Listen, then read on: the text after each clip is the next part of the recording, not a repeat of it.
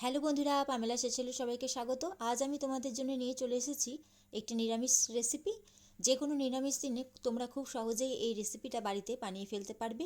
আর এই রান্নাটি বানাতে যে সমস্ত মশলা ইউজ করা হয়েছে সেগুলি আমাদের বাড়িতে সব সময় অ্যাভেলেবেল থাকে, তো কোনো রকম সমস্যা একদমই হবে না।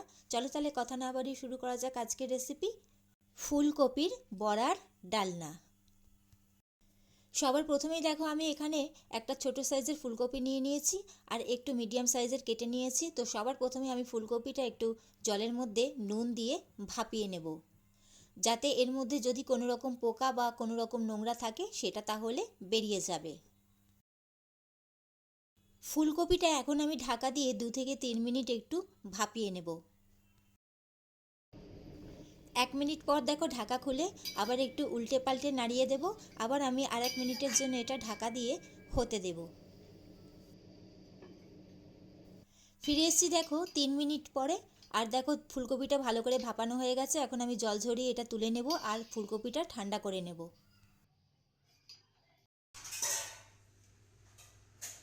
অন্যদিকে দেখো আমি মটর ডাল 2 ঘন্টা জলে ভিজিয়ে রেখেছিলাম, এখন এটা জল ঝরানোর জন্য রেখে দিয়েছিলাম। জল ঝরে গেছে, এখন এটা আমি মিক্সার জারের মধ্যে নিয়ে নেব। এর সাথেই আমি ঝাল অনুযায়ী কাঁচা লঙ্কা আর একটুখানি আদা দিয়ে দিচ্ছি আর সামান্য একটু জল দিয়ে এটা ভালো করে একটা স্মুথ পেস্ট বানিয়ে নেব। অন্যদিকে ফুলকপিটাও ঠান্ডা হয়ে গেছে, এখন এটা আমি চপারে নিয়ে নিচ্ছি আর এটা ভালো করে চপড করে নেব। তোমাদের কাছে যদি এই চপারটা না থাকে তাহলে তোমরা একদম গুঁড়ো গুঁড়ো করে ছুরির সাহায্যে টুকরো টুকরো করে নেবে, বা হাতের সাহায্যেও তোমরা একদম গুঁড়ো গুঁড়ো করে নিতে পারো।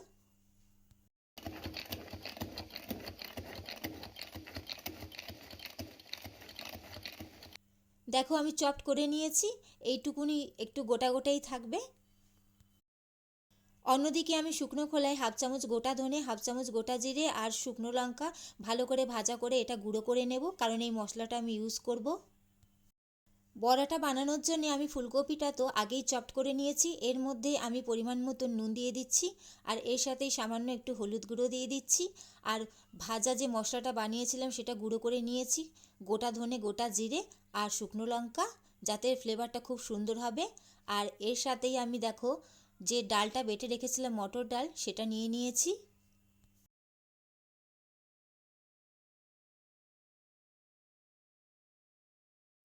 এর সাথেই আমি একটু কর্নফ্লাওয়ার দিয়ে দিচ্ছি। এখন সমস্ত কিছু আমি হালকা হাতে সুন্দর করে মাখিয়ে নেব। আর ফুলকপিটা কিন্তু একটু দানা দানাই থাকবে, যাতে মুখে পড়লে খুব ভালো টেস্ট আসে। তোমরা চাইলে এখানে গোটা ধনে আর গোটা জিরে, যেটা আমি ভেজে ইউজ করেছি, সেটা তোমরা গুঁড়ো করে এমনিও যে গুঁড়ো মশলাটা পাওয়া যায় সেটাও ইউজ করতে পারো। আর দেখো ভালো করে মাখা হয়ে গেছে, এখন এটা আমি বড়ার আকারে এটা ভালো করে বড়া বানিয়ে ভাজা করে নেব। বড়াগুলো ভেজে নেওয়ার জন্য আমি কড়াতে তেল গরম করতে বসিয়ে দিয়েছিলাম। এখন বড়ার আকারে এগুলো বড়া বানিয়ে ভালো করে লাল লাল করে ভাজা করে নেব। তোমরা যে কোনো শেপ দিতে পারো, গোল, চৌকো, যেরম খুশি।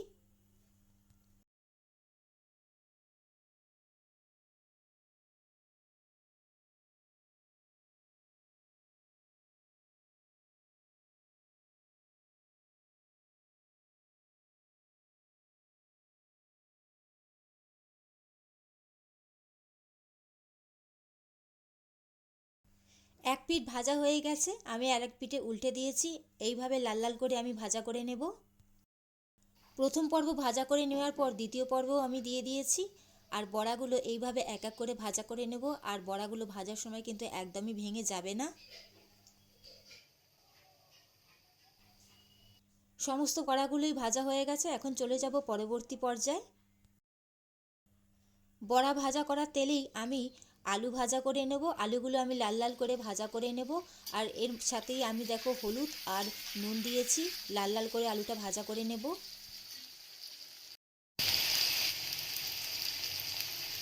আলুগুলো দেখো লাল লাল করে ভাজা করে নিয়েছি, এখন তেল থেকে তুলে নেব। কড়াতে আমি আবার একটু সামান্য তেল অ্যাড করেছি। এখন এর মধ্যে আমি তেজপাতা, শুকনো লঙ্কা, গোটা গরম মশলা আর গোটা জিরে ফোড়ন দিয়ে দিচ্ছি। আর এর সাথেই একটু হিং দিয়ে দিচ্ছি, যেহেতু আমি সম্পূর্ণ নিরামিষ পদ্ধতিতে বানাচ্ছি। ফোড়নটা ভালো করে ভাজা হয়ে গেছে, এখন এর মধ্যেই আমি একটা টমেটো কুচি দিয়ে দিচ্ছি ছোট সাইজের।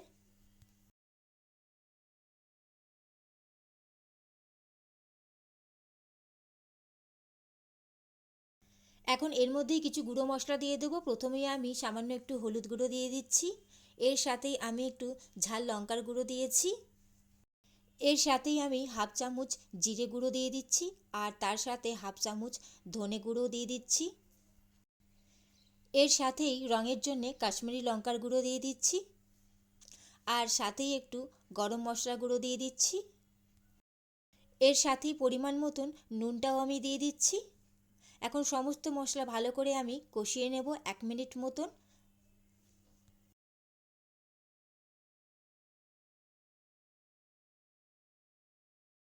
এর সাথেই আমি সামান্য একটু চিনি দিয়ে দিচ্ছি, এটা আমি আগে দিতে ভুলে গেছিলাম তেলের মধ্যে।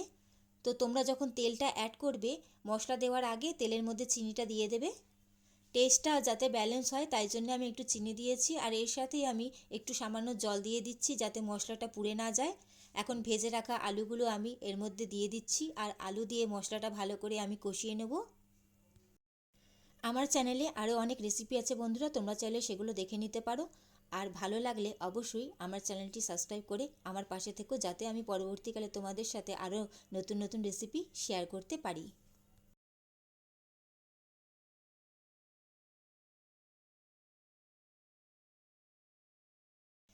দেখো মশলা ভালো করে কষে গেছে, তেলটা ছেড়ে দিয়েছে। এখন এর মধ্যে আমি পরিমাণ মতন জল দিয়ে দিচ্ছি, আর জলটা অবশ্যই এখানে আমি বেশি করে দিচ্ছি, কারণ যেহেতু বড়াগুলো দেব পরবর্তীকালে কিন্তু বড়াগুলো দেওয়ার পর জলটা পুরো শুকিয়ে যাবে, বড়াগুলো সমস্ত জল টেনে নেবে, তো সেই হিসাবে আমি জলটা আগেই অ্যাড করে দিচ্ছি।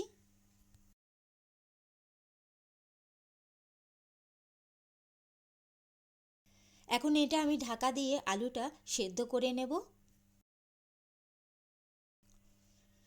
ফিরে এসেছি বন্ধুরা ঠিক 15 মিনিট বাদে। যেহেতু আমি এখানে নতুন আলু ইউজ করেছি তো নতুন আলুটা সেদ্ধ হতে একটু সময় লাগে, যদিও আমি আগে ভালো করে ভাজা করে রেখেছিলাম বলে বেশি সময় একদমই লাগেনি।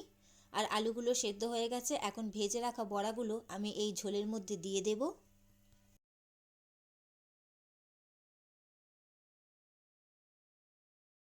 এই বড়াগুলো তোমরা কিন্তু শুধু শুধু খেতে পারো, খুব সুন্দর লাগে খেতে, আমি টেস্ট করে দেখেছি। যেহেতু ফুলকপির বড়া তো আলাদাই একটা টেস্ট। তো সমস্ত বড়া আমি দিয়ে দিয়েছি, এখন হালকা হাতে নাড়াচাড়া করে এখন আমি 2 মিনিটের জন্য এটা ঢাকা দিয়ে একটু হতে দেব। ফিরে এলাম বন্ধুরা ঠিক 5 মিনিট বাদে। 5 মিনিট আমি ভালো করে ফুটিয়ে নিয়েছি। এখন নামানোর আগে ওপর থেকে আমি ঘি দিয়ে দিচ্ছি যাতে ফ্লেভারটা আরও বেশি সুন্দর হয় খেতে। তো রেডি হয়ে গেল বন্ধুরা ফুলকপির বড়ার ডালনা। কেমন লাগলো তোমাদের অবশ্যই সেটা কমেন্ট করে জানাবে, ভালো লাগলে অবশ্যই লাইক কমেন্ট শেয়ার করে দেবে।